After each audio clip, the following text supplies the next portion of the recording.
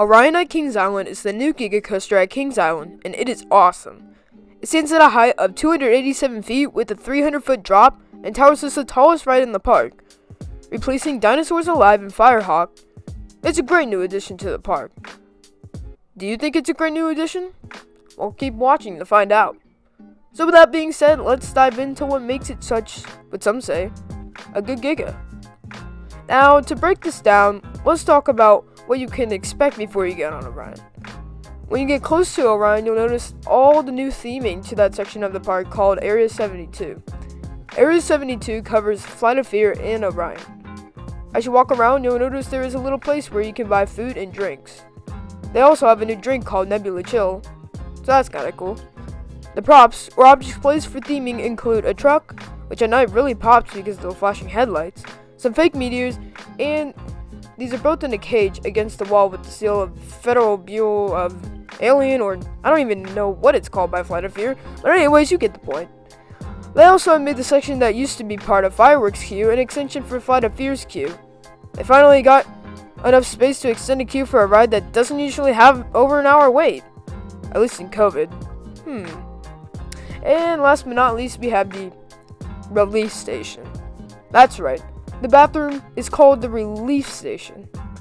Now I know, I portrayed this area to seem somewhat interesting, I guess you could say, but it's actually pretty cool in reality, and I do think it matches the theme to Orion, and Kings Island did a really good job on it. Alright, anyways, the moment you've been waiting for, the actual ride. Let's first start off with the queue. When you walk in the queue, you'll see that it's pretty basic queue. There's not much to talk about here, but then you get into the indoor section closer to the station, and this is pretty cool. When you walk in, you'll find some sort of lockers against the wall with all sorts of items leading to like a space theme. Then you have a TV with people explaining how their shuttle works and stuff you need to know before getting on, and more. So seriously, now the ride. Let's start off with the train. The train is 8 rows with 4 seats in each row. Due to COVID, they haven't fit a full train, but when they do, it can fit 32 people, cause math. Like Coaster Studios said once, I do agree that bandm is probably making the train smaller so they can make some sharper turns and etc. Anyways, when the train goes up the lift hill ascending 287 feet, the lift does start off slow, but then there's a point when it does get faster, so you won't be waiting there for that long. So let's get right to the drop. The drop? Honestly, it's a pretty good element of the ride. Most of you might disagree, but I think you do get some good floater, and the fact that the drop is taller than the height adds to that. On the second hill, you don't just go up and over. We're talking sideways, everyone. That's probably one of, if not the best aspect of this ride. Down the hill we have, wait, what is this? The turnaround hill already?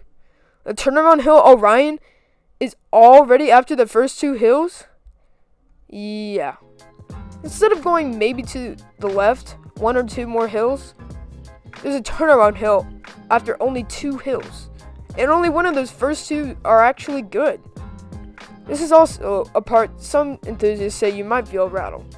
Like a lot of roller coasters, it really depends where you sit. For instance, if you sit more towards the back, the more rattle you'll feel. Rather than sitting in the front, you feel barely any. It really depends how sensitive you are. Anyways, down that pointless turnaround ride hill starts to get a little less pointless. I noticed it started to speed up, and we get some more airtime hills. Woohoo!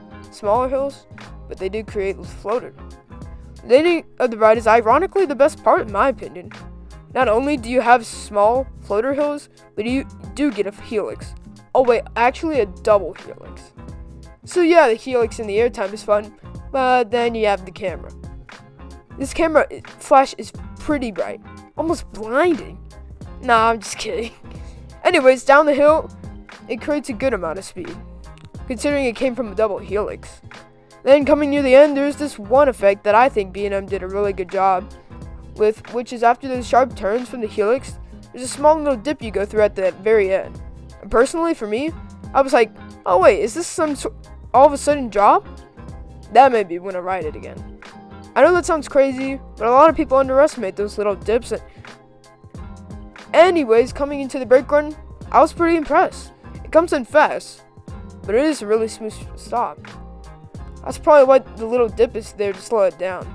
But yeah, overall I would give this ride 8 out of 10 and not a 10 out of 10 because it is a bit short and it's kind of straight out and back. I mean, don't get me wrong, there is a few turns at the end. But still, I do think they could have added some outer banks and stuff like that. Other than that, a decent Giga.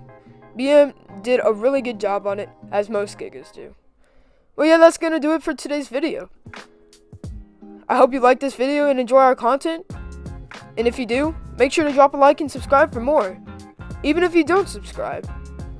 Also, YouTube tells me 81.8% of you who watch our videos are not subscribed. So if those of you who are watching this aren't subscribed, don't forget to hit that sub button.